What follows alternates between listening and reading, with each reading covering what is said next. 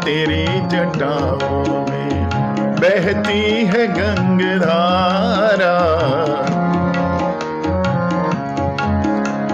भोले तेरी जटाओं में बहती है गंगाधारा।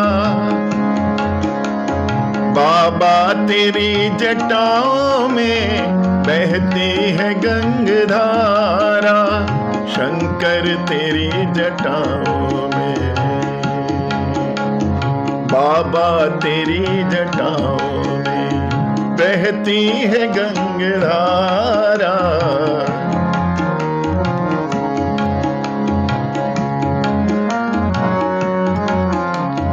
गलमुंड माल राजे शशिभाल में विराजे। गलमुंड माल राजे शशिभाल में विराजे। डमरू निनाद बाजे, डमरू निनाद बाजे। कर में त्रिशूल भाला शंकर तेरी जटाओं में, बाबा तेरी जटाओं में बहती है गंगाधारा।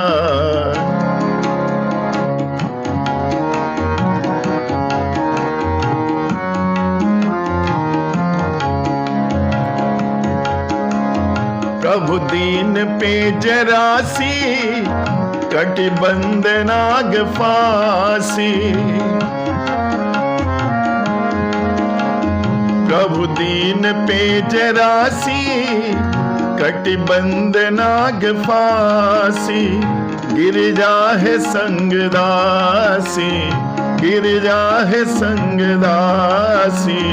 सब में विश्व आधारा शंकर तेरी जटाओं में, बाबा तेरी जटाओं में बहती है गंगाधारा।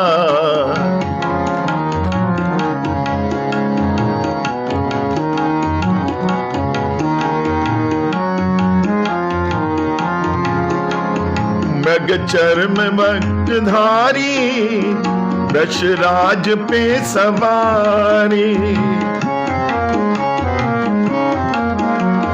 मृग चर्म बसन धारी गजराज पे सवारी। भक्तों के दुख हारी कैलाश में विहारा शंकर तेरी जटाओं में, बाबा तेरी जटाओं में बहती है गंगाधारा। शंकर तेरी जटाओं में बहती है गंगाधारा।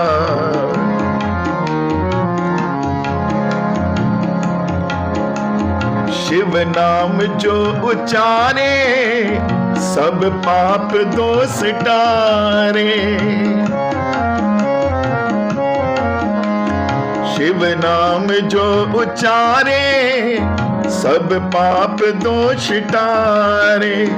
ब्रह्मानंद बिसारे भव सिंधु पार तारा शंकर तेरी जटाओं में,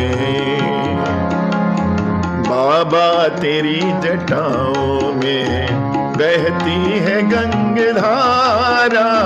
शंकर तेरी जटाओं में, बाबा तेरी जटाओं में। ओम नमः शिवाय,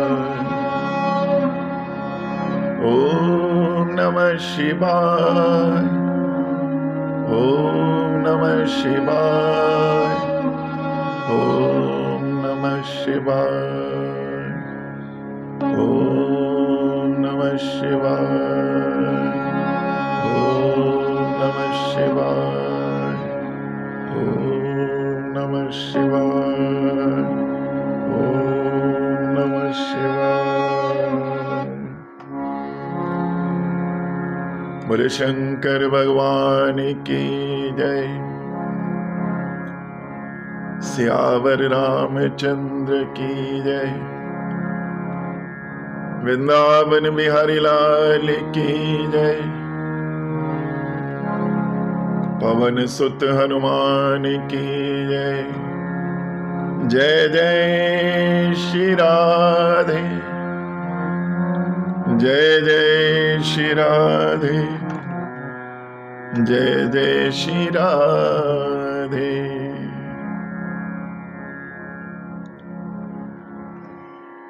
भगवान राम ने जैसे ही भगवान भोले बाबा को विवाह के लिए तैयार किया, देवताओं में खुशी की लहर दौड़ गई। सभी देवता प्रसन्न हो गए। देवताओं का अपना स्वार्थ भी इसके पीछे है। तारकासुर से बड़े परेशान हैं। अब देवता सोचते हैं भोले बाबा का विवाह होगा तो उनकी संतान से इसका वध होगा। भोले बाबा के विवाह की तैयारियां होने लगी। लगे सवारन सकल सुर, वाहन विविध विमान। होई सगुन मंगल सुभद, करही अप्सरा गान। करही अप्सरा गान। देवता लोग अपने अपने वाहन सजाने लगे, विमान सजाने लगे और बड़े ही मंगल शगुन हो रहे हैं, शुभ शगुन हो रहे हैं।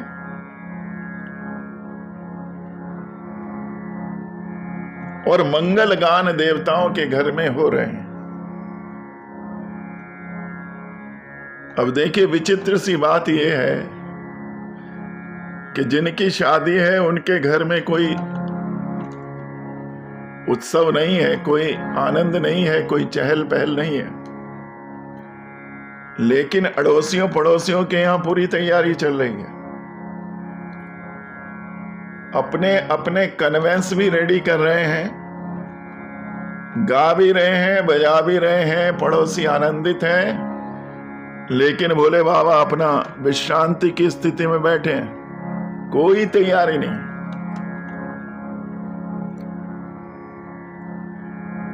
तभी भगवान भोले बाबा का एक गण आया। बाबा, विवाह की कुछ तो तैयारी करनी पड़ेगी। भोले बाबा बोले, जैसे राम जी की इच्छा।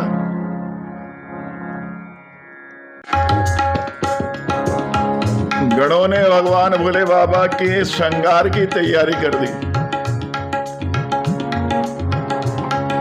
शिव ही शंभु गण करहि सिंगारा, जटा मुकुट अहि मोर समारा। कुंडन कंकन पहिरे ब्याला, तन विभूत पट केहरी छाला। ससी ललाट सुंदर शिरमाला। ससी ललाट सुंदर शिर गंगा। नयन तीन उपबीत भुजंगा। गरल कंठ उर नर सिरमाला। अशिव वेश शिव धाम के पाला।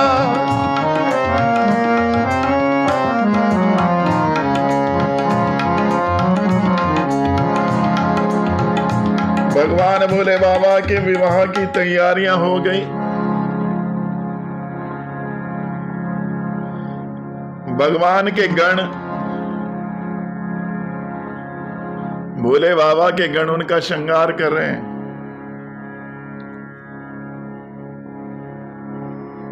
दूल्हे की सबसे पहले व्यवस्था मोड़ की होती है। प्राय विवाहों में सिर पर मोड़ लगाया जाता है, मुकुट लगाया जाता है।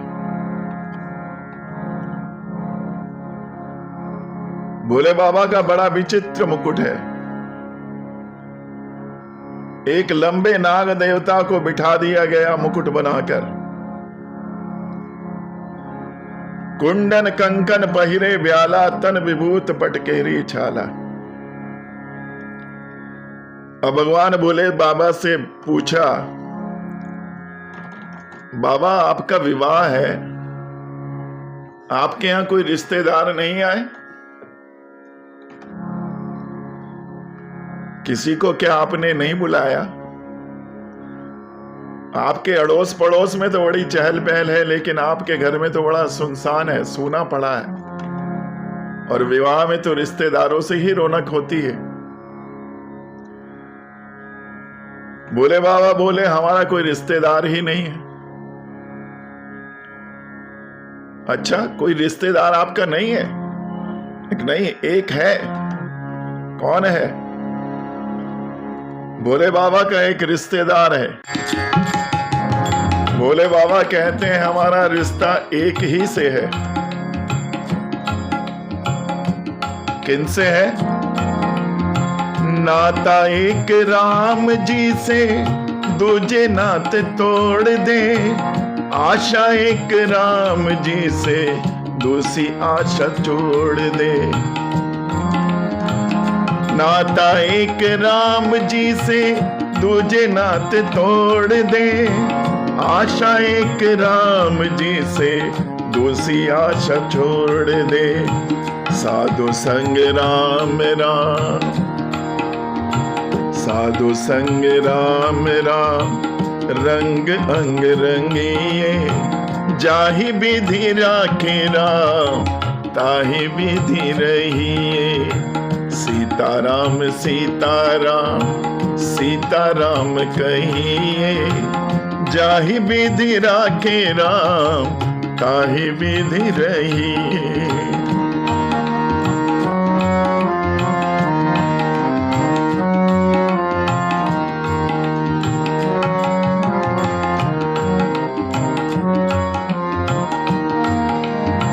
मुख में हो राम नाम, राम सेवा हाथ में।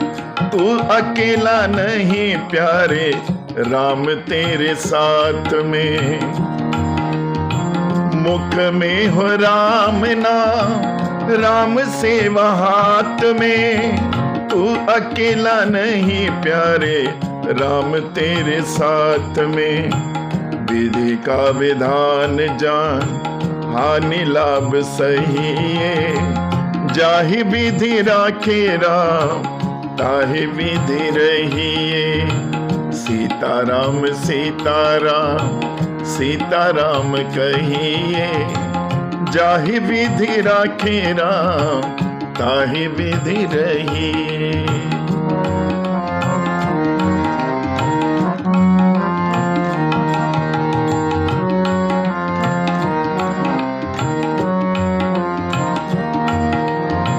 जिंदगी की डोर सो हाथ दीनानाथ के। महलों में राखे चाहे, झोपड़ी में वास दे। जिंदगी की डोर सो हाथ दीनानाथ के।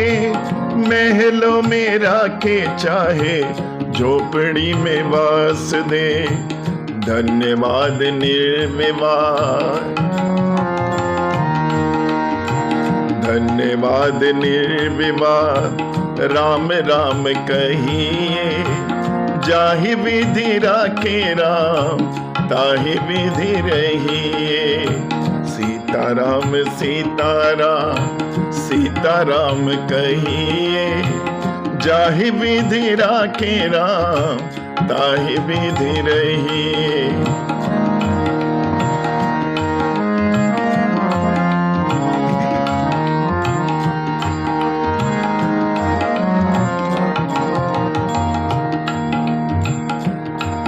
भोले बाबा कहते हैं, बस हमारा नाता भगवान से है, और कोई नाता हम नहीं रखते हैं।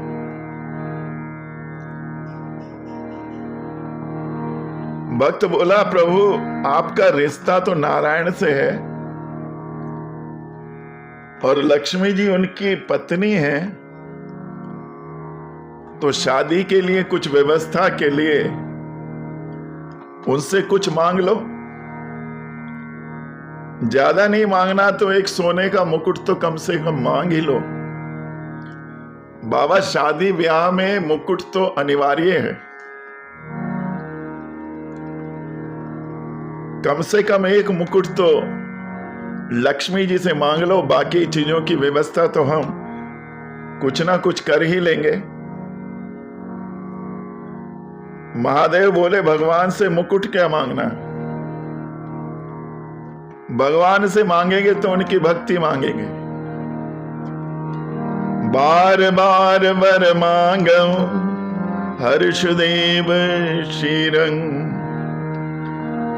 पद सरोज अन पायनी, भक्ति सदा सत्संग।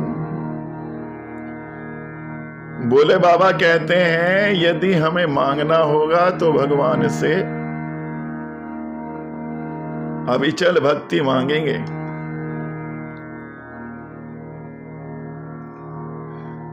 और हम इस झंझट में नहीं पड़ना चाहते। क्यों? सोने का जो मुकुट पहनता है उसको तो अभिमान हो जाता है, और जिसके पास नहीं होता उसे ईर्ष्या हो जाती है। सोने में ये दोष है, जिसको मिल जाए तो वो बार बार दिखाने का प्रयास करेगा, और जिसके पास नहीं है वो देखकर ईर्ष्या रखेगा। इसलिए जटा मुकुट अहि मोर संवारा, कुंडन कंकन पहिरे ब्याला।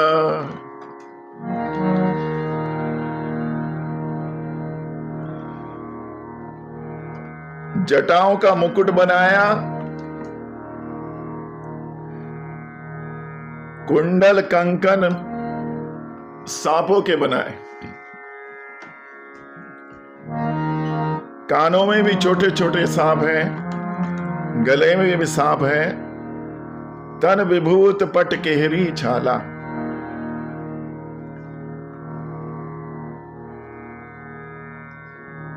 जटा बनाने के पीछे बड़ा सुंदर संकेत है। ये जो हमारे बाल प्रचुर मात्रा में होते हैं और बढ़कर बिखर जाते हैं,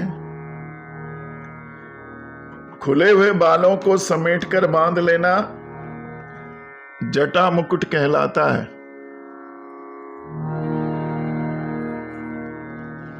महात्माओं के लिए बड़ा सुंदर संकेत है। सिर से उत्पन्न होने वाले बिखरे हुए विचारों को समेटकर एक जटा बना लो और भक्ति की डोरी में इन्हें बांधो। यही जीवन की धन्यता है। जीवन में बिखराव नहीं रहेगा, अन्यथा हमारे विचार बिखरे रहेंगे तो हमारा जीवन भी अव्यवस्थित रहेगा।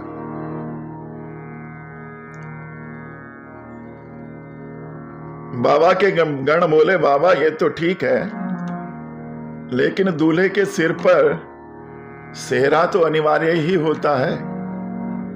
बिना सेहरे के दूल्हा दूल्हा नहीं लगता है। बोले बाबा बोले कि हम ऐसा सेहरा रखेंगे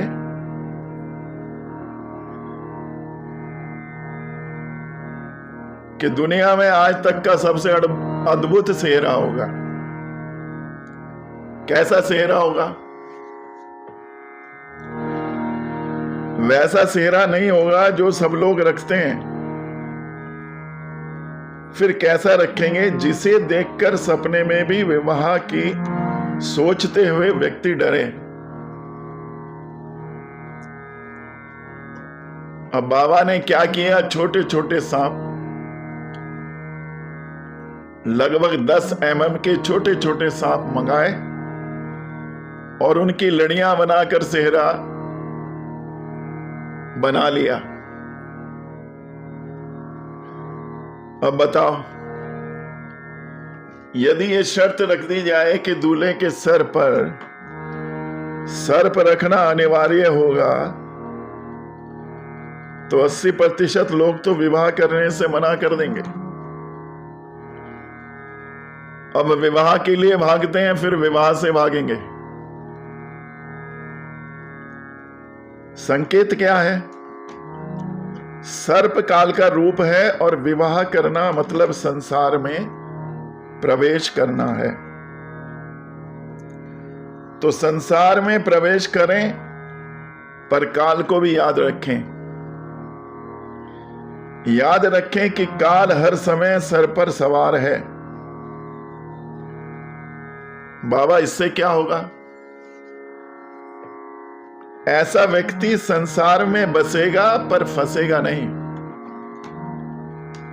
संसार में उलझेगा नहीं।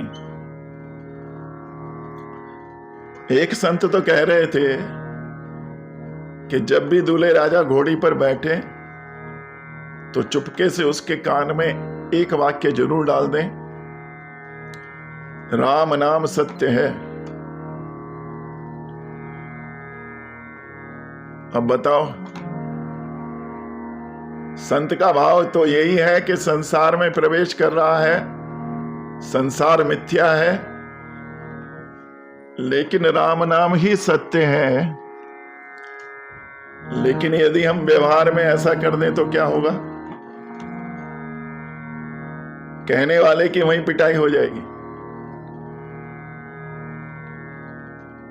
संतों की भाषा का अर्थ ही अलग होता है। बाबा को भभूत बड़ी प्रिय है। गनों ने कहा बाबा थोड़ा पाउडर भी लगाना होगा। दूल्हे राजा को पाउडर लगाते हैं तो थोड़ा चमक आ जाती है। आजकल तो दूल्हे राजा ब्यूटी पार्लर में जाके घंटों घंटों श्रृंगार करते हैं। दुल्हन से ज्यादा श्रृंगार दूल्हे राजा का होता है। लेकिन वहां रे मेरे भोले बाबा, बाबा का पाउडर भी बड़ा अद्भुत है।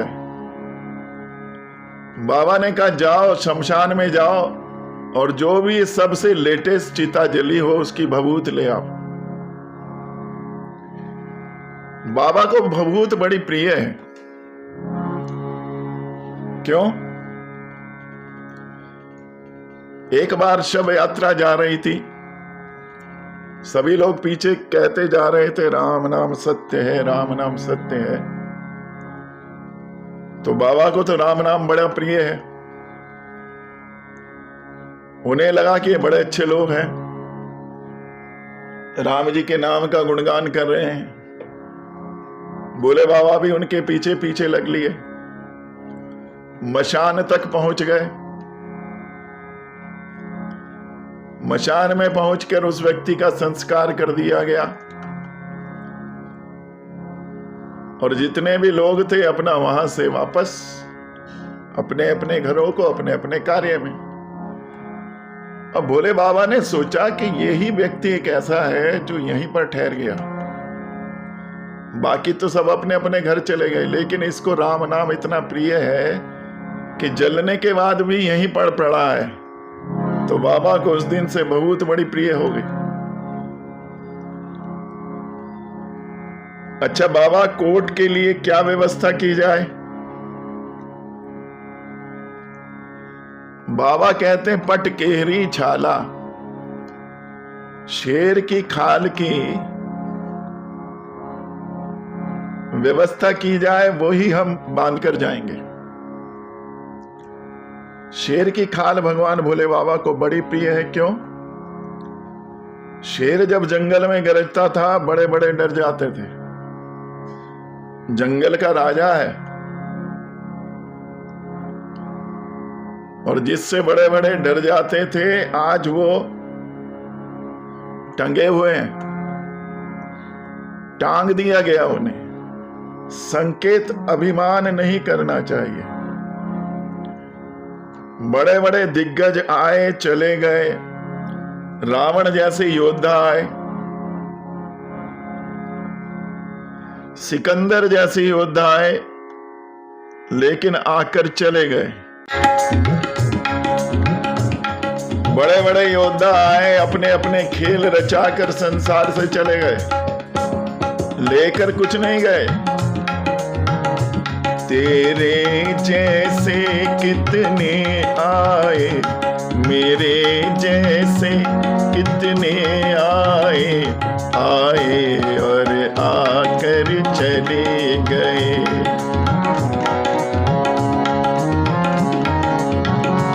तेरे जैसे मेरे जैसे कितने आए, आए और आकर चले गए।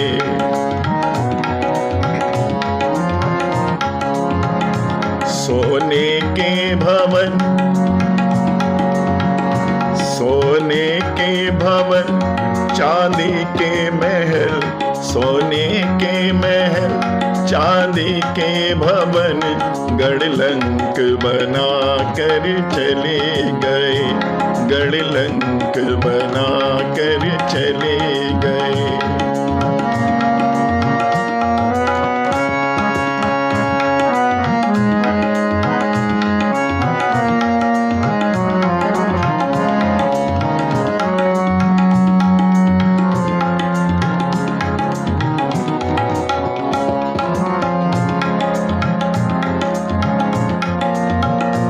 रावण था कितना बलशाली, रावण था कितना बलशाली, सोने की लंका बना डाली, सोने की लंका बना डाली। धरती पर गिरा आखिर वो भी, धरती पर गिरा आखिर वो भी, गढ़लंक बना कर चले गए, 10 शीश कटा कर चले गए। तेरे जैसे कितने आए, मेरे जैसे कितने आए, आए और आकर चले गए।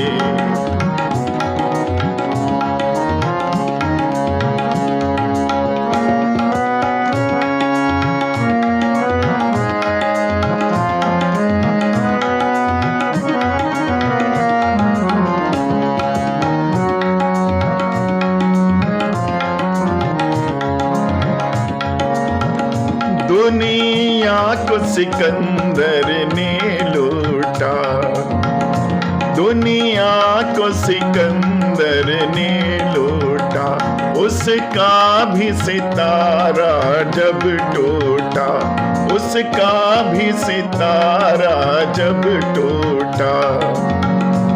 धन दौलत माल खजानों पर, धन दौलत माल खजानों पर, एक नजर गड़ा कर चले गए, एक नजर गड़ा कर चले गए।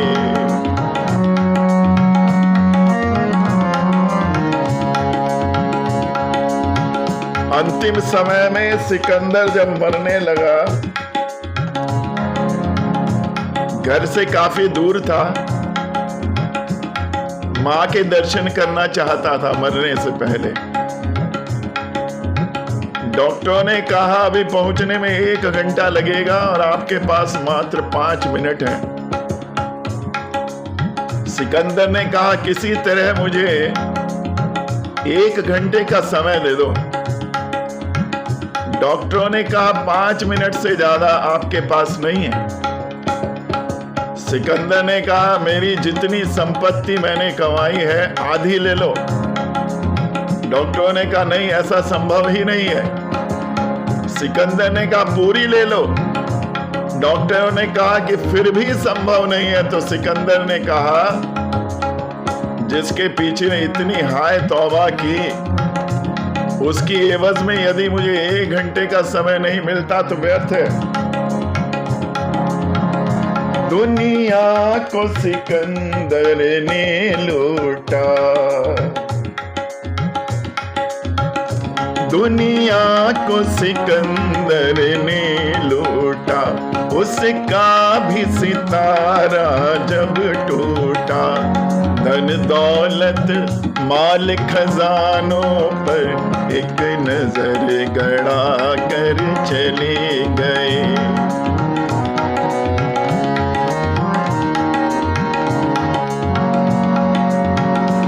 इफलातू कितना हुनर वाला, तूने कितने इफला बना डाले। इतिहास में हम लोग पढ़ते हैं अफलातून नाम का एक कलाकार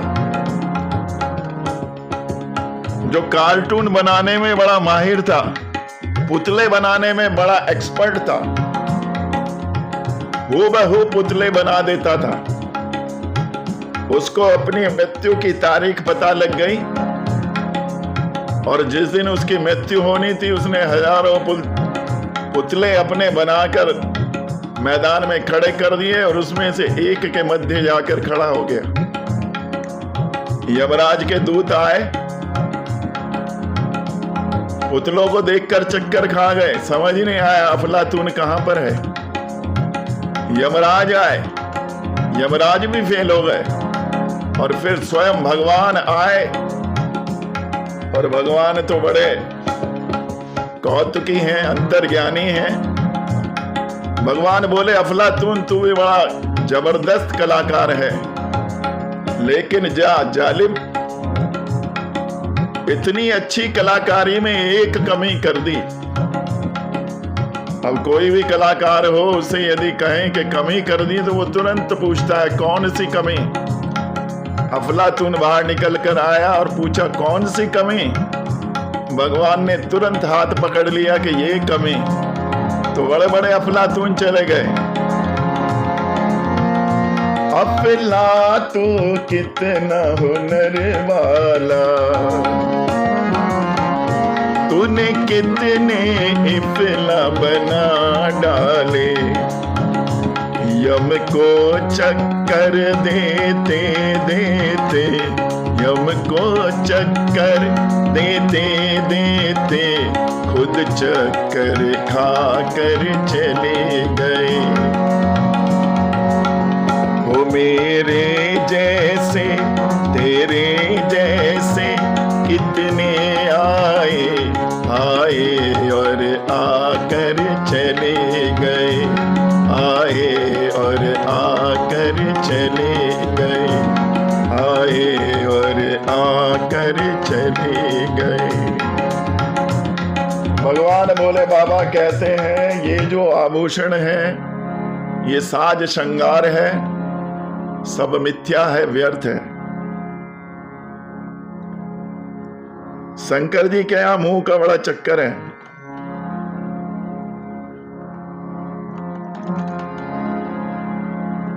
भगवान बोले बाबा स्वयं पंचानन है, गणेश जी एकानन है, कार्तिकेय जी षडानन है और उनका जो चेला है वो तो दशानन है, वो सबसे बढ़कर है। गणों ने बाबा से पूछा बाबा शादी के लिए बैंड कौन सा करना है? तो महादेव कहते हैं कौन से बैंड की आवश्यकता है? गण पूछते हैं बाबा जो आप कहें वो हम बुकिंग करा देते हैं। पंजाब बैंड कहें पंजाब बैंड करा देते हैं, शर्मा बैंड कहें शर्मा बैंड करा देते हैं, लेकिन बाबा कहते हैं हमें किसी बैंड की आवश्यकता नहीं। हमारा वाद्य यंत्र तो हमेशा हमारे हाथ में रहता है, डमरू, डमरू बजाते हुए चलेंगे। अच्छा सवारी कौन सी कार की व्यवस्था करें? तो बाबा कहते हैं हमारे नंदी महाराज है ना, अगर आज हम नंदी को नहीं ले जाएंगे तो नंदी नाराज हो जाएगा। देखो नंदी महाराज बड़े समर्पित हैं भगवान भोले बाबा को। जैसे वीआईपी लोग होते हैं उनकी सवारी बिल्कुल गेट पर खड़ी रहती है, वैसे ही नंदी बाबा मंदिर में आपने देखा होगा, मंदिर के ठीक बाहर नंदी बाबा अलर्ट मोड में रहते हैं। भगवान भोले बाबा कब घूमने चल दें, कब घूमने का मूड बन जाए कुछ पता नहीं, इसलिए हमेशा तैयार। और बाबा कहते हैं कि आज हमने यदि उसको नहीं लिया तो हमारे नंदी बाबा नाराज हो जाएंगे, इसलिए सवारी नंदी की करेंगे, बैल पर बैठकर जाएंगे।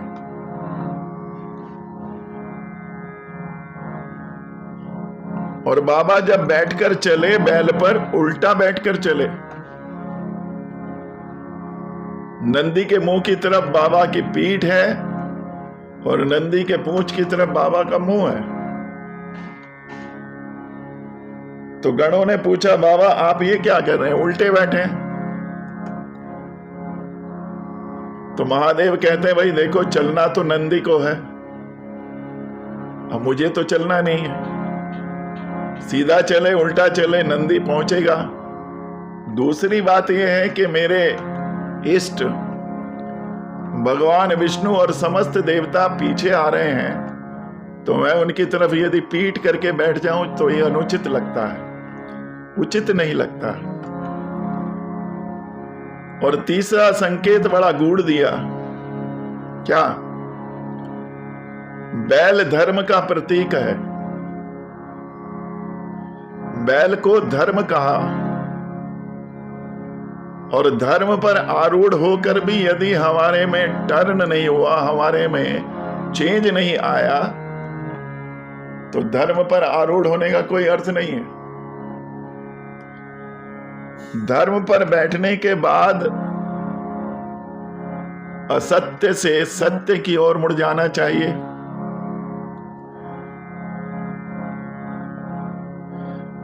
बेईमानी से ईमानदारी की तरफ बढ़ जाना चाहिए, अधर्म से धर्म की तरफ बढ़ जाना चाहिए।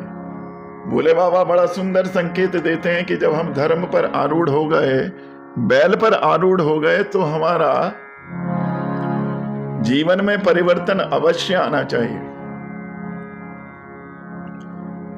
देखिए हमारे सनातन में परंपरा है, जब भी कोई सन्यास लेता है तो उसका सिर मूंड दिया जाता है, यानी बाल काट दिए जाते हैं और कहा जाता है कि मुड़ गए, ये व्यक्ति मुड़ गया। मुड़ने से अर्थात यह है कि जिस रास्ते पर वो पहले चल रहा था उसको छोड़कर अब उसने असत से सत्य का रास्ता पकड़ लिया है, अधर्म से धर्म का रास्ता पकड़ लिया है, संसार से आध्यात्म का रास्ता पकड़ लिया है। भगवान भोले बाबा की बारात तैयार हो गई, बैल पर बैठे हुए हैं, शेर की खाल लपेटे हैं, जटा जूट है और जटाओं में भयंकर एक नाग देवता विराज रहे हैं। गंगा जी जटाओं में सुशोभित हो रही हैं,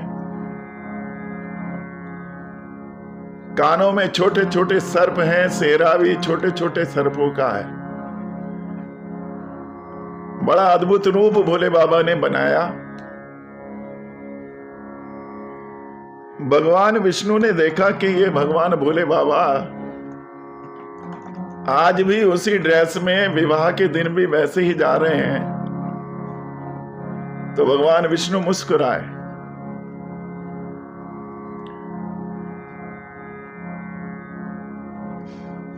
और देव समाज को कहा,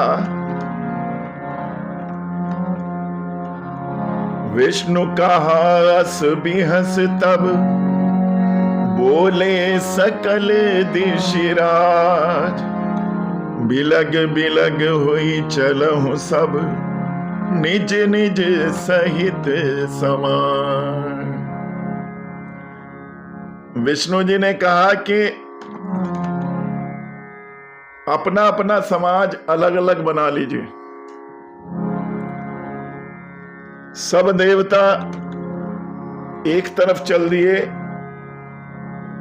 विष्णु जी का समाज अलग है, ब्रह्मा जी का अलग है, और भगवान भोले बाबा पड़ गए अकेले। भोले बाबा ने भृंगी को याद किया, कि जाओ जितना अपना समाज है सबको बुला कर लाओ। भृंगी ने कहा बाबा, शादी ब्याह में अपने समाज को कोई नहीं बुलाता है। भोले बाबा ने कहा जिसको नहीं बुलाता है वो भोले की बारात में चलेगा। भृंगी ऋषि ने तुरंत जितने भूत पिशाच, चुड़ैल, पिशाचनी, डाकनी सभी को फैक्स कर दिया और सभी लोग तुरंत दौड़ दौड़ कर भगवान भोले बाबा की बारात में खुशी खुशी आ रहे हैं। अब देखो, इनको कोई कन्वेंस की आवश्यकता तो होती नहीं है कि भाई रिजर्वेशन कराएंगे तब आएंगे या फ्लाइट से आएंगे। ये तो हवा है। मिनटों सेकंडों में भगवान भोले बाबा की बारात में सम्मिलित होने के लिए आ गए।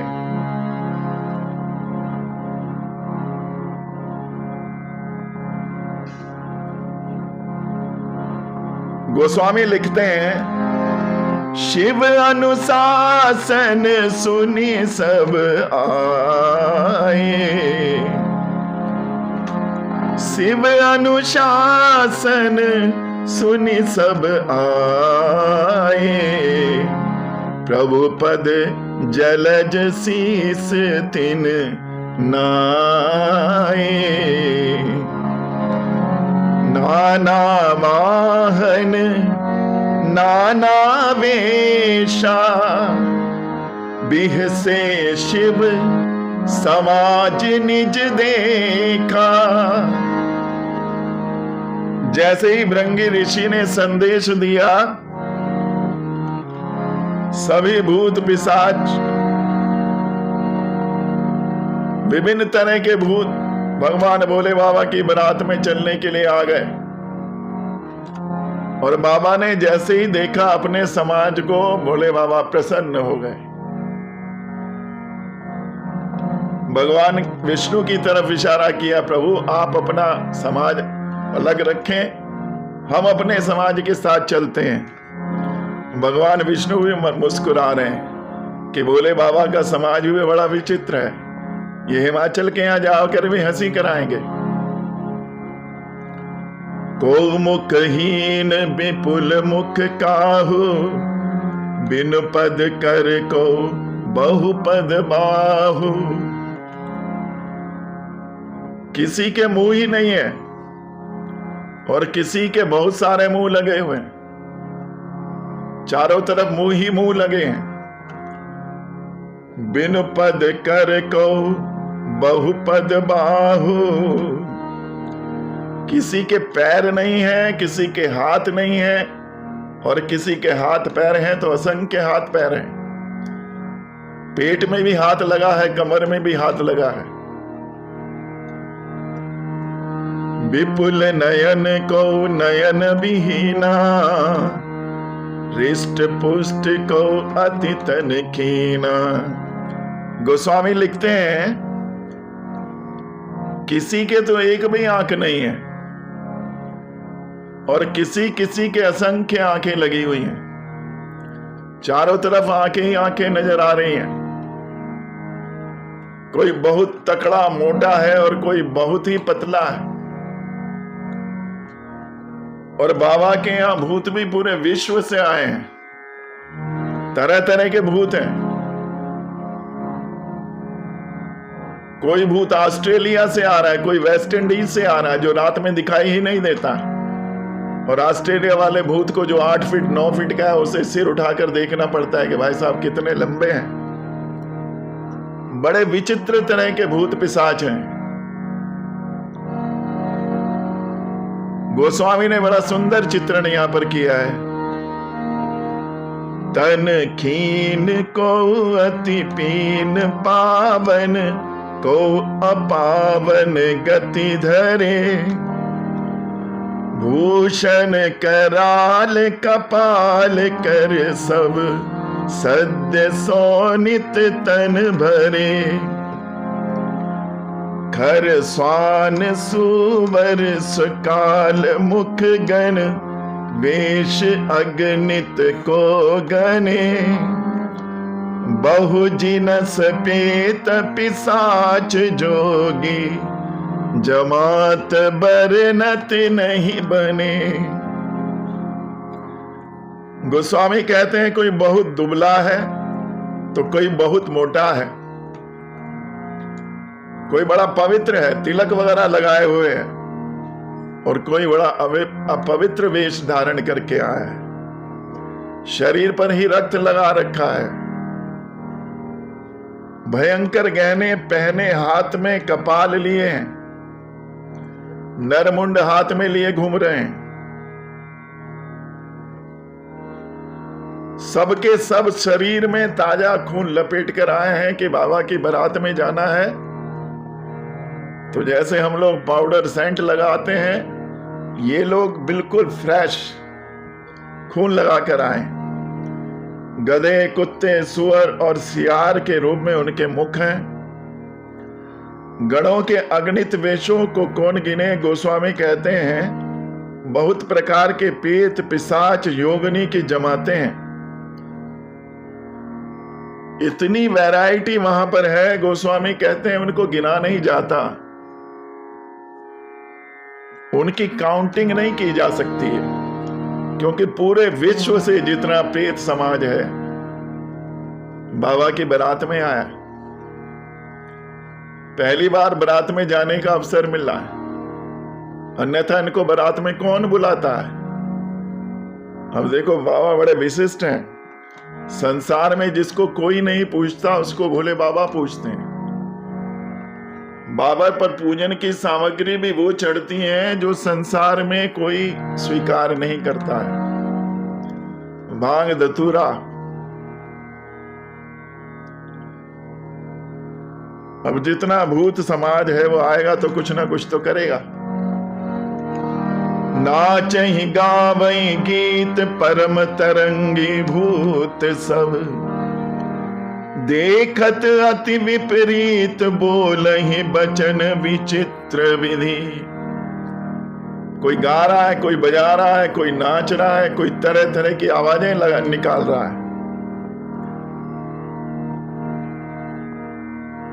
कोई जानवरों की आवाजें निकालता है, कोई मनुष्य की आवाज निकालता है। बड़ा विचित्र वातावरण वहां पर बना हुआ है। अब चलते चलते बारात जब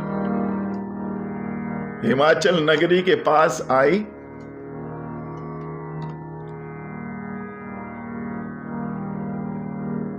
नगर निकट बारात सुनी आई, पुरखर बर शोभा अधिकाई।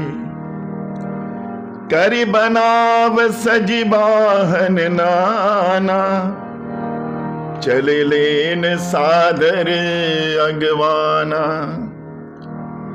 हिमाचल जी ने पूरी व्यवस्था कर रखी है, नगर को बड़ा भव्य सजाया हुआ। और हो भी क्यों ना, भगवती पार्वती उनकी बिटियां हैं, जितनी रिद्धियां सिद्धियां हैं उन्होंने वहां पर डेरा डाला हुआ है कि आज भगवती का विवाह है।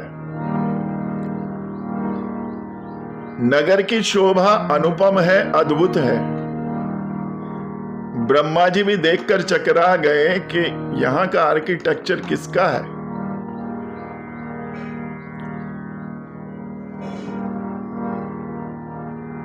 और बारात की अगवानी के लिए घोड़ों को, रथों को, हाथियों को बड़ा भव्य रूप से सजाया गया है ताकि बारात की अगवानी करने चलें।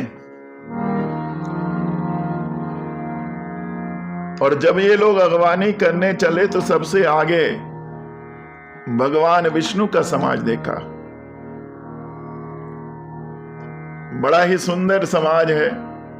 विष्णु जी तो सभी देवताओं में सबसे सुंदर हैं। अगवानी करने वाले बड़े प्रसन्न हो गए। ये हर्षे सुर सेन निहारी, हरहि देख अति भय सुखारी। भगवान विष्णु को जब देखा तो बड़े खुश हुए कि कितनी सुंदर बारात भगवती पार्वती की आई है।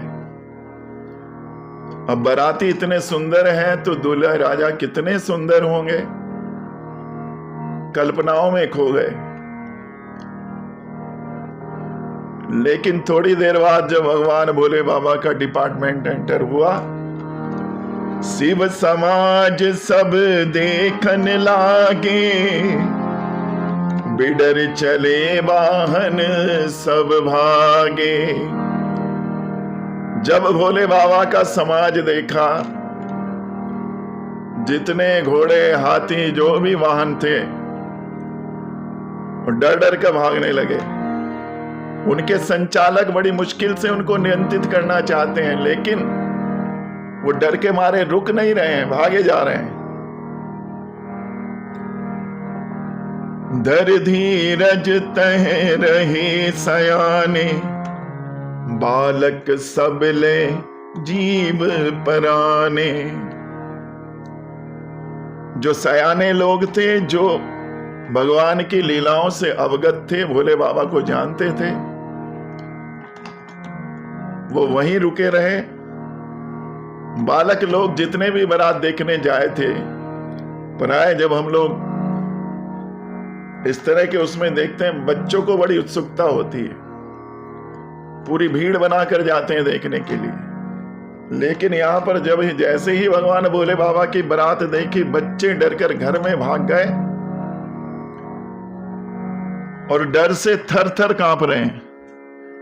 डर भी स्वाभाविक है, भूत को देखकर तो अच्छे अच्छों को डर लग जाता है। वो तो बच्चे हैं छोटे छोटे, कई बच्चों को तो बुखार चढ़ गया डर के मारे। जैसे ही भवन में गए तो माता पिता ने पूछा, कहीं बचन भय कंपित गाता।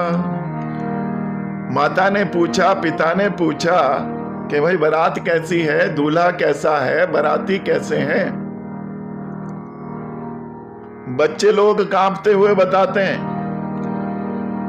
कहिए काहू कही जाई ना बाता, जम कर धार की धो बरियाता।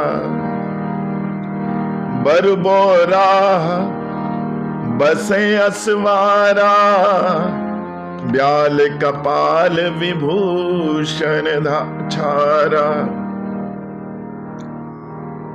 बारात की क्या बात बताएं, ऐसे लगता है साक्षात यमराज की सेना आ गई। और मैया जो दूल्हा है वो तो बिल्कुल ही पागल है। क्यों? बैल पर बैठकर आया है, गले में नरमुंड डाल रखे हैं, सर्पों की माला पहन रखी है, तन चार ब्याल कपाल भूषण, नगन जटिल भयंकरा। संग भूत पेत पिशाच जोगिन, बिकट मुख रजनी चरा। जो जियत रही बरात देखत, पुण्य बढ़ते ही कर सही। देखई सो उमाह विवाह घर घर, बात असिलर कन कही। बच्चों ने बताया कि दूल्हे के शरीर पर राख लगी है, सांप और कपाल के गहने हैं, नंगा है, जटाधारी है, भयंकर है। उसके साथ जो बाराती हैं भयानक मुख वाले, पेत पिशाच, आकनी डाकनी राक्षस। जो बारात को देख कर जीत बचेगा, बालक कहते हैं कि जो बचेगा, जिंदा बचेगा, वो बारात देख पाएगा। ऐसी बारात को देखकर तो जीवित रहना ही बड़ा मुश्किल है। सचमुच उसके बड़े पुण्य होंगे और वही मां पार्वती के विवाह को देख पाएगा। सभी बच्चों ने, लड़कों ने घर घर में जाकर समाचार दिया। पूरी हिमाचल नगरी में भगवान भोले बाबा की बारात की चर्चाएं हैं।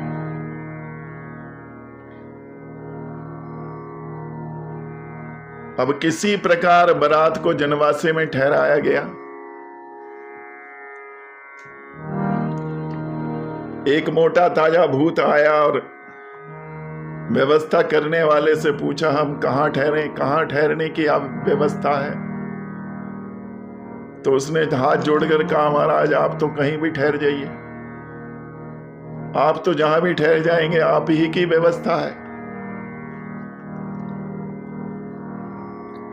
बारात में प्राय परंपरा होती है कि बारात को जनवासे में ठहरा कर दूल्हे राजा को ले जाया जाता है ताकि उनका स्वागत किया जा सके, तिलक किया जा सके, आरती की जा सके। ये परंपरा है। माता मैना आरती का थाल सजा के लाई, दीप जला के लाई और तिलक करने के लिए जैसे ही भोले बाबा के मुख की तरफ देखा, भयंकर रूप से डर गई और पूजा की थाली मस्तक पर फेंक कर मारी। तिलक करने के बजाय थाल फेंक कर मार दिया और बेहोश हो गई। किसी ने कहा, बाबा ये तो बड़ी इंसल्ट कर दी इन्होंने, ऐसे कोई सत्कार थोड़ी करता है। और भगवान भोले बाबा तो बड़े सहज हैं। बोले, भाई हो सकता है इनके यहां स्वागत का यही तरीका हो, पूरा थाल ही समर्पित कर देते हो। अब दिन मैना जी को सखियों ने पानी वानी पिलाया, होश में लाए, और मैना जी नारद को पानी पी पी कर गालियां दे रही। प्राय यही होता है, जो बिचौलिया होता है, यदि उसका कराया हुआ विवाह सफल हो जाए तो ये हमारी बच्ची का भाग्य है, बच्चे का भाग्य है। और यदि असफल हो जाए तो बिचौलिए को ना जाने कितना प्रसाद मिलता है। मैना जी कहती हैं, नारद कर मैं काह बिगारा, भवन मोर जिन बसत उजारा, अस उपदेश उमहि जिन दीना, बौरे बरहि लाग तप कीना। मैना जी कहते हैं कि मैंने नारद का क्या बिगाड़ा था, उसने मेरा बसाया घर उजाड़ दिया। मेरी बिटिया को ऐसा उपदेश क्यों दिया कि वो पागल के लिए तपस्या कर रही है। इतने दिनों जो तप किया वो भी ऐसे पागल पति के लिए। साच उनके मोह न माया, उदासीन धन धाम न जाया। ये सच है कि उनको मोह माया नहीं है, न धन है, न घर है, न घरवाली है। तो ऐसा व्यक्ति दूसरे के पीड़ा को क्या समझ सकता है। पर घर घालक लाज न भीरा, बाज की जान प्रसव के पीरा।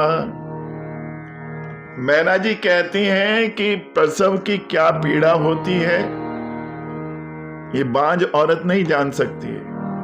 अब नारद जी को क्या पता कि इस तरह का कष्ट कितना दुखदाई होता है।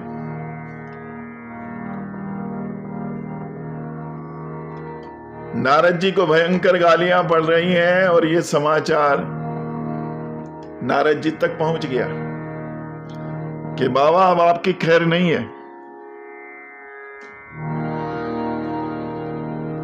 अब नारद जी ने जाकर समझाने का निर्णय लिया, लेकिन अकेले नहीं जा रहे हैं। किसको साथ लिया? सप्त ऋषियों को साथ लिया। सप्त ऋषियों को लेकर गए और माता मैना को समझाया। तब नारद सब ही समझावा, पूरब कथा प्रसंग सुनावा।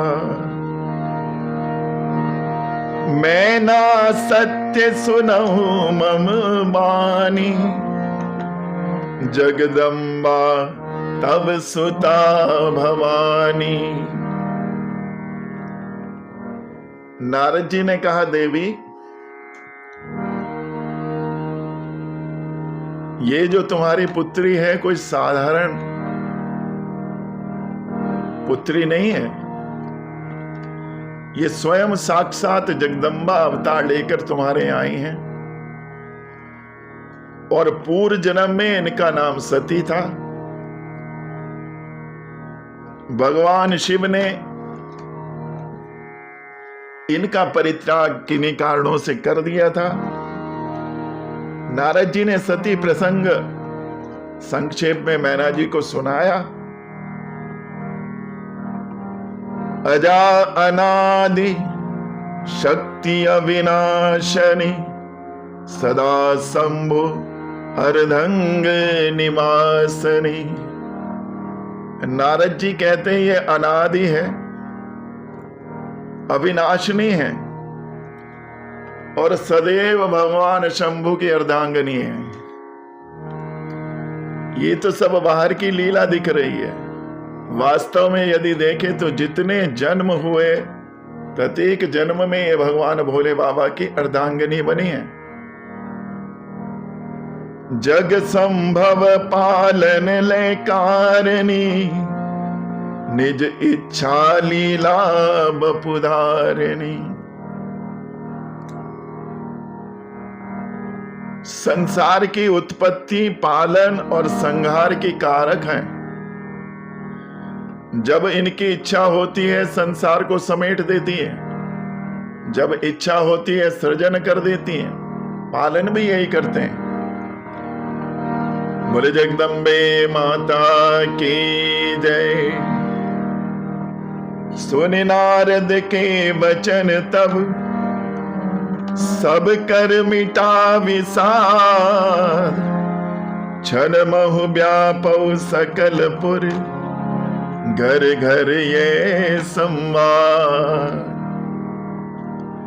नारद जी ने जब विस्तार से मां जगदम्बा का इतिहास बताया, सभी की श्रद्धा उनके चरणों में उत्पन्न हो गई और भगवान भोले बाबा के चरणों में भी अगाध श्रद्धा पैदा हो गई। हिमाचल जी ने पंडितों को बुलाया,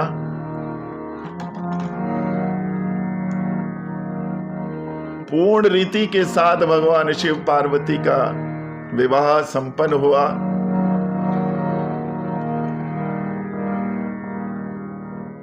और भोले बाबा मां पार्वती कैलाश पर्वत पर आकर खुशी खुशी विहार करने लगे।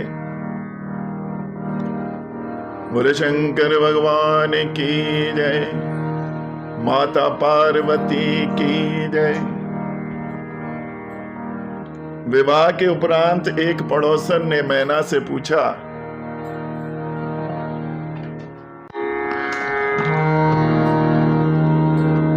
प्राय स्त्रियों में बड़ी जिज्ञासा होती है दूसरे की सूचना लेने की। माता मैना से पूछ रही हैं कि बिटिया पार्वती खुश तो है। माता बताती हैं कि पार्वती को तो बड़ा सुख है, सभी प्रकार से प्रसन्न है, कोई किसी चीज का अभाव नहीं है। कैसे? देखो, लाइट कभी जाती नहीं। क्यों? महादेव के सिर पर चंद्रमा विराज रहे हैं, 24 घंटे लाइट की व्यवस्था है, कभी अंधेरा होता ही नहीं। पानी की कोई कमी नहीं है, भोले बाबा की जटाओं से गंगाधार बह रही है, जब चाहते हैं पानी भर लेते हैं। सुरक्षा, कि सुरक्षा की तो बात क्या कहें। पहली बात तो कैलाश पर्वत पर जाना ही अपने आप में एक बहुत जटिल कार्य है, और यदि पहुंच भी जाएं तो भगवान भोले बाबा का जो विभाग है, चारों तरफ बिच्छू, सांप, न जाने क्या क्या जहरीले जीव जंतु रहते हैं, वैसे ही डर कर भाग जाता है। और शांति, बिल्कुल शांत वातावरण है, दूर दूर तक कोई आसपास मकान नहीं है। एकांत में रहती है माता पार्वती भोले बाबा। उनका जो फ्लैट है, एक बात और, पार्वती को कोई प्रेस व्रेस करने का, कपड़े धोने का भी झंझट नहीं है। केवल अपने वस्त्र धोती हैं। भगवान भोले बाबा तो वस्त्र ही नहीं पहनते, इसलिए ना धोना, ना सुखाना, ना प्रेस करना। और किसी भी सोसाइटी में जब हम लोग फ्लैट देखते हैं, मकान देखते हैं, तो प्राय इन्हीं सुविधाओं को देखते हैं। लाइट कैसी है, पानी कैसा है, सिक्योरिटी कैसी है, एनवायरनमेंट कैसा है, पीसफुल है या डिस्टरबेंस है। बड़ा सुंदर वातावरण कैलाश पर्वत का है। माता पार्वती भोले बाबा बड़े आनंद से रहते हैं।